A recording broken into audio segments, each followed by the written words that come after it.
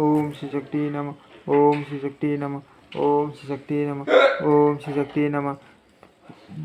रुक्मांग के राज्य में एकादशी व्रत के प्रभाव से सबका वैकुंठ गमन, यमराज आदि का चिंतित होना, नारद जी से उनका वार्तालाप तथा ब्रह्मलोक गमन।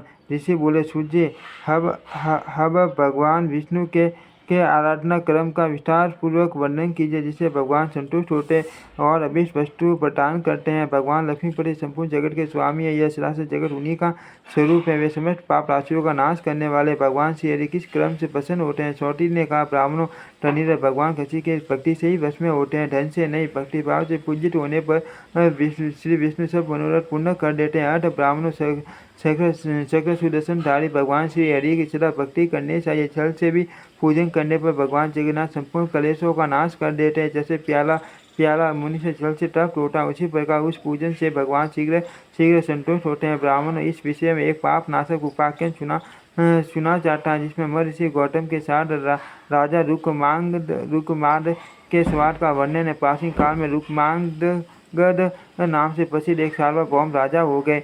वे सब प्राणियों के प्रति क्षमा भाव रखते थे। शीत सागर में शयन करने वाले भगवान विष्णु उनके प्रिय आराध्य देव थे। वे भगवत भक्त तो थे ही, सदा एकादशी व्रत के पालन में तत्पर रहते थे। राजा रुक्मांगद इस जगत में देवेश्वर भगवान पद्मनाभ के सिवा और किसी को नहीं देखते थे। उनकी सर्वत्र भगवत दृष्टि थी। वे एकादशी के दिन हाथी पर नगारा रखकर बजवाते और सब और ये घोषणा कराते थे कि आज एकादशी तिथि है। आज के दिन 8 वर्ष से अधिक और 85 वर्ष कम आयु वाले जो मंद बुद्धि मुनि से भोजन करेगा वह मेरे द्वारा दंडनीय होगा। उसे नगर से निर्वासित कर दिया जाएगा। औरों की तो बात ही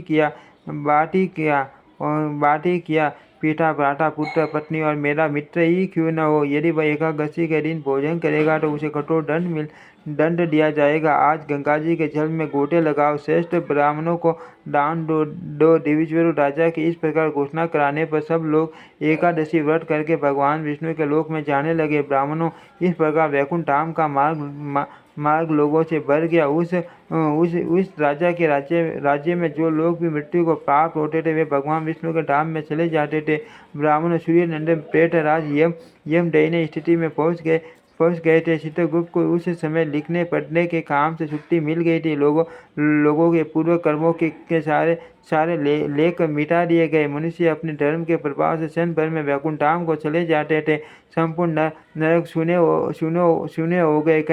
कहीं कोई पापी जीव नहीं रह गया तथा 12 सूर्यों के तेज से तप्त होने वाला यमलोक का मार्ग नष्ट हो गया। सब लोग गरुड़ की पीठ पर बैठकर भगवान विष्णु के धाम को चले जाते थे। मृत्यु लोक के मानव एकमात्र एकादशी को छोड़कर और कोई व्रत आदि नहीं जानते थे। नरक में भी सन्नाटा छा गया। तब एक दिन नारद जी ने धर्मराज के पास जाकर कहा, नारद जी बोले, राजन, नरकों के आंगन में भी किसी प्रकार की चीख पुकार नहीं सुनाई देती। आजकल लोगों के पाप कर्मों का लेखन भी नहीं किया जा रहा है। क्यों चित्रगुप्त मुनि की भांति मौन साध कर बैठे हैं। क्या कारण है कि आजकल आपके यहाँ माया और दम के वशीभूत हो दुष्कर्मों में तत्पर रहने वाले पापियों का आगमन नहीं हो रहा है। महात्मा नारद के ऐसा पूछने पर सूर्यपुत्र धर्मराज ने कुछ दयनीय भाव से कहा, यम बोले, नारद जी, इस समय पृथ्वी पर जो राजा राज्य कर रहा है वह पुराण पुरुषोत्तम भगवान ऋषिकेश का भक्त है। राजेश्वर रुकमांगद अपने राज्य के लोगों को नगाड़ा पीट कर सचेत करता है। एकादशी तिथि तथा प्राप्त होने पर भोजन न करो। जो मुनि से उस दिन भोजन करेंगे वे मेरे दंड के पात्र होंगे। अतः सब लोग एकादशी संयुक्त द्वादशी व्रत करते हैं। मुनि से जो लोग किसी बाने से भी एकादशी दशी संयुक्त द्वादशी को उपवास कर लेते वे दाव और पल्ले से रहित वैष्णव धाम को जाते हैं। सारांश यह है कि एकादशी संयुक्त द्वादशी व्रत के सेवन सब लोग वैकुंठ धाम को चले जा रहे हैं। विशेषतः उस राजा ने इस समय मेरे लोक के मार्गों का लोप कर दिया है। अतः मेरे लेखकों ने लिखने का काम ढीला कर दिया है। माँ मुने, इस समय मैं काट के मृग की भांति निश्चेष्ट हो रहा हूँ। इस तरह के लोकपाल पद को मैं त्याग देना चाहता हूँ। अपना यह सुख ब्रह्मा जी को बताने के लिए मैं ब्रह्मलोक में जाऊंगा। किसी कार्य के लिए नियुक्त हुआ सेवक काम न होने पर भी यदि उस पद पर बना रहता है और बेकार रहकर स्वामी के धन का उपयोग करता है, वह निश्चय ही नरक में जाता है। छोटी कहते हैं ब्राह्मणों, ऐसा कहकर यमराज देव ऋषि नारद तथा चित्रगुप्त के साथ ब्रह्मा जी के धाम में गए। वहाँ उन्होंने देखा कि ये ब्रह्मा जी मूर्त और अमृत जीवों से घिरे बैठे हैं। वे संपूर्ण वेदों के आश्रय, जगत की उत्पत्ति के बीच तथा सबके प्रतितमाम उनका सर्वत्र प्रादुर्भाव हुआ। वे संपूर्ण भूतों के निवास स्थान और पाप से रहित है। ओमकार उन्हीं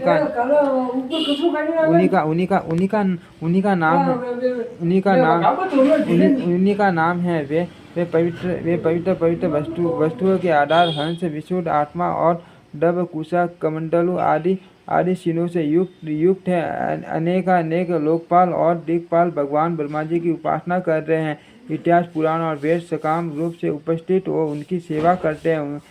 उन सबके बीच में यमराज ने लज्जाती हुई वधु की भांति प्रवेश किया। उनका मुंह नीचे की ओर झुका था और वे नीचे की ओर ही देख रही थी। ब्रह्मा जी की सभा में बैठे हुए लोग देव ऋषि नारद तथा चित्रगुप्त के साथ यमराज को वहां उपस्थित देख आश्चर्यचकित नेत्रों से देखते हुए आपस में कहने लगे, क्या ये सूर्यपुत्र यमराज यहाँ लोककर्ता पितामह ब्रह्मा जी का दर्शन करने के लिए पधारे हुए हैं? क्या इनके पास इस समय कोई कार्य नहीं है? इनको तो एक क्षण का भी अवकाश नहीं मिलता। ये सूर्य नंदन यम सदा अपने कार्यों में ही व्यग्र रहते हैं। फिर भी आज यहाँ कैसे आ गए? देवता लोग सकुशल तो हैं। सबसे बढ़कर आश्चर्य तो ये मालूम होता है कि ये लेखक महोदय चित्रगुप्त जी बड़ी दीनता के साथ यहाँ उपस्थित हुए हैं और इनके हाथ में जो पट है जिस पर जीवों का शुभाशुभ कर्म लिखा जाता है उसका सब लेख मिटा दिया गया है। अब तक किसी भी धर्मात्मा ने इनके पट पर लिखे हुए लेख को नहीं मिटाया। अब तक जो बात देखने और सुनने में नहीं आई थी वह यही प्रत्यक्ष दिखाई देती है। ब्राह्मण ब्रह्मा जी के सभासद जब इस प्रकार की बातें कर रहे थे, उस समय संपूर्ण भूतों का शासन करने वाले सूर्यपुत्र यम पितामह के चरणों में गिर पड़े और बोले, देवेश्वर, मेरा बड़ा तिरस्कार हुआ। मेरे पट पर जो कुछ लिखा गया था सब मिटा दिया गया। कमलासन, आप जैसे स्वामी के रहते हुए मैं अपने को अनाथ देख रहा हूँ। दिव्यजोर ऐसा कहकर धर्मराज निश्चेष्ट हो गए। फिर उदास चित्त वाले लोकमूर्ति वायुदेव ने अपनी सुंदर एवं मोटी भुजाओं से यमराज के संदेह का निवारण करते हुए उन्हें धीरे धीरे उठाया और उन धर्मराज और चित्रगुप्त को आसन पर बिठाया। ओम श्री शक्ति नमः। ओम श्री शक्ति नमः। ओम श्री शक्ति नमः।